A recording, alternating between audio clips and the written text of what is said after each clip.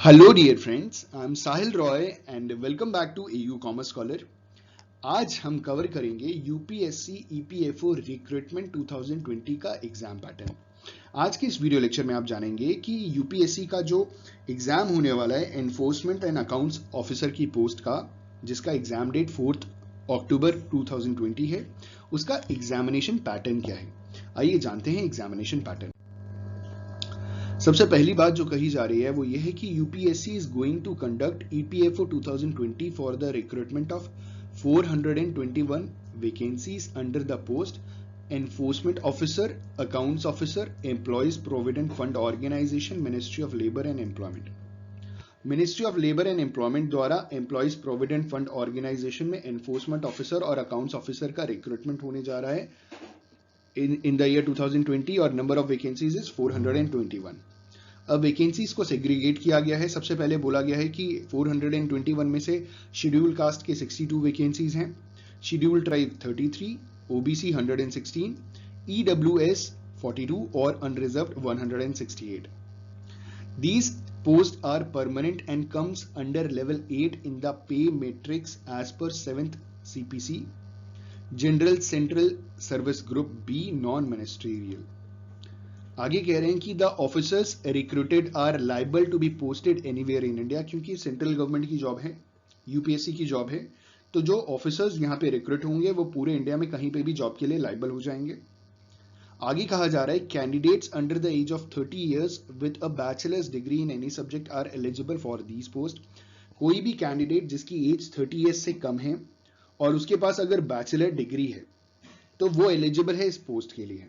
इसका मतलब अगर आप सिर्फ बैचलर हैं, इन्होंने परसेंटेज की कोई बात नहीं कही है कि 35, 40 या 60% मिनिमम परसेंटेज चाहिए। अगर आपके पास कोई भी बैचलर डिग्री है और आपकी एज 30 ईयर्स से कम है तो you are eligible for applying for this examination.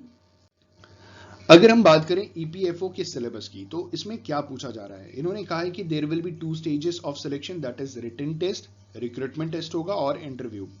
The first stage which is a written test consist of objective type questions. जो पहला टेस्ट होगा, देखिए 2 टेस्ट होगा, एक रिटन टेस्ट होगा और एक इंटरव्यू होगा। जो पहला टेस्ट होगा वो एमसीक्यू क्वेश्चंस आएंगे। रिटन टेस्ट हिंदी और इंग्लिश दोनों लैंग्वेजेस में आपको मिलेगा।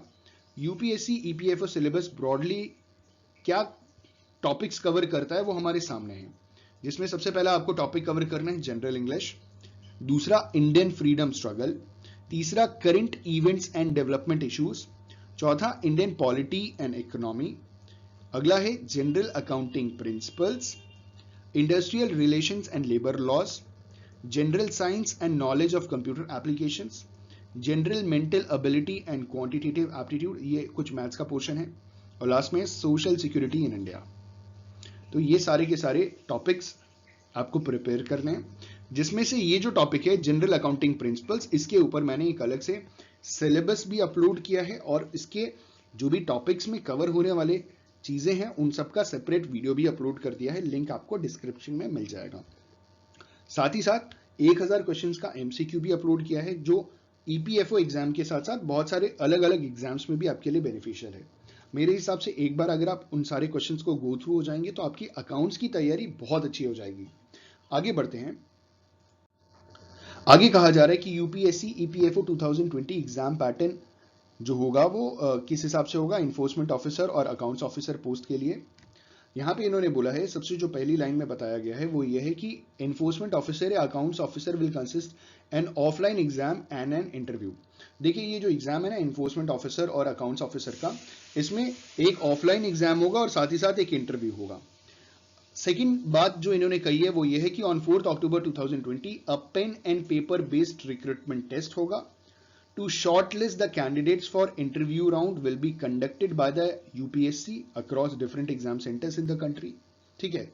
आगे कहा जा रहा है कि ये जो रिक्रूटमेंट टेस्ट होगा और जो इंटरव्यू होगा, इनका जो वेटेज होगा वो 75:25 का होगा। इसका मतलब ये है कि जो रिक्रूटमेंट टेस्ट होगा उसका जो रेशियो है वो 75% कैरी करेगा और जो आपका इंटरव्यू होगा वो बचा 25% कैरी करेगा।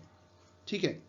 तो इसका मतलब आपका रिक्रूटमेंट टेस्ट बहुत ही इंपॉर्टेंट होने वाला है as compare to interview. Interview के भी अपने महत्व हैं, लेकिन क्योंकि 75% जो आपके मार्क्स गेन आप कर सकते हो वो रिक्रूटमेंट टेस्ट से कर सकते हो, जो 4 अक्टूबर को होने वाला है, तो अब तैयारी अच्छी रखिएगा। आगे कहा जा रहा है कि UPSC EPFO 2020 recruitment test phase 1 जो होगा वो ऑफलाइन एग्जाम होगा। ये ऑफलाइन एग्जाम पेन और पेपर बेस्ड होगा, ठीक है, और consisting of multiple choice objective questions MCQs होंगे, जिसमें 100 मार्क्स का पूरा टेस्ट होगा और आपको टाइम ड्यूरेशन मिलेगा पूरा 2 आवर्स। और आगे कहा जा रहा है कि the test will be of 2 hour duration. Second point कह रहे हैं कि all questions will carry equal marks, जितने भी क्वेश्चंस पूछे जाएंगे सबके बराबर नंबर होंगे। तीसरा पॉइंट कह रहे हैं the test will be objective type questions with multiple choice of answers. अगला पॉइंट कह रहे हैं the medium of the test will be both Hindi and English, Hindi और इंग्लिश दोनों में एग्जाम आएगा। और अगला पॉइंट कह रहे हैं कि 1/3 यहाँ पे डिडक्ट हो जाएगा रॉन्ग आंसर के लिए। अगर नेगेटिव मार्किंग की बात करें तो 1/3 मार्क्स नेगेटिव मार्किंग है।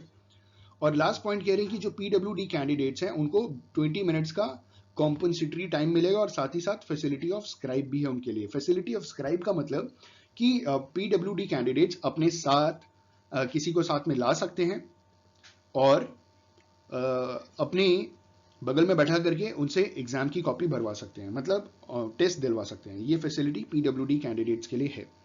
I just hope and believe कि आपके लिए बहुत वैल्यूएबल इंफॉर्मेशन है। अगर आप और भी कोई जानकारी चाहते हैं तो आप कमेंट करके बता सकते हैं। इस अकाउंटिंग से रिलेटेड मैंने एक सेपरेट एक प्लेलिस्ट तैयार की है, उसका